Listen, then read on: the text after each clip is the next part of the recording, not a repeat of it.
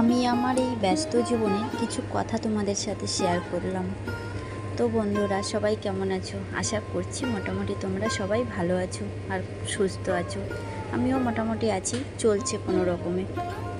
তো চলো, তোমাদের সাথে আমি কিছু শেয়ার করতে চলেছি। আমি আমার এই ব্যস্ত জীবনের কিছু কথা। আমি আমার এই ব্যস্ত জীবনে আমাকে বোঝার চেয়ে আমাকে ভুল বোঝার মানুষগুলো আমি বেশি পেয়েছি। কেউ আমাকে ভুল বুঝে ছেড়ে চলে গেছে, আর কাউকে আমি বোঝাতে গিয়ে ব্যর্থ হয়ে ছেড়ে চলে এসেছি। আমার জায়গায় দাঁড়িয়ে আমার পরিস্থিতিটা কেউ কখনো বুঝতে চায়নি। সবাই শুধু দূর থেকে আমাকে ভুল বুঝে আমাকে ছেড়ে চলে গেছে। আমি যখন কারোর সাথে রাগ করেছি, সে আমার রাগটাই দেখেছে, কিন্তু রাগের আড়ালে লুকিয়ে থাকা ভালোবাসাটা বুঝতে পারিনি। প্রচণ্ড কষ্ট নিয়ে আমি যখন হেসেছি, সবাই তখন আমার হাসিটাই দেখেছে। হাসির আড়ালে লুকিয়ে থাকা কষ্টগুলো কেউ কখনো বুঝিনি।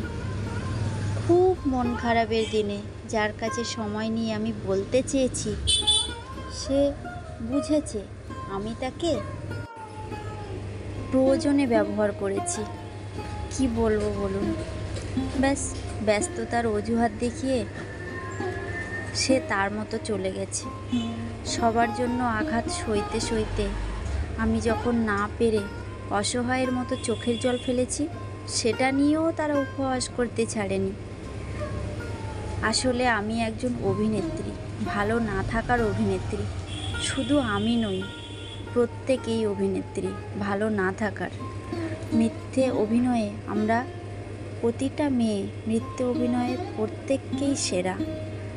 বলো বন্ধুরা, কথাটা যদি ভালো লেগে থাকে তাহলে অবশ্যই বলো, আর কথাটা সত্যি কি না এটাও বলো।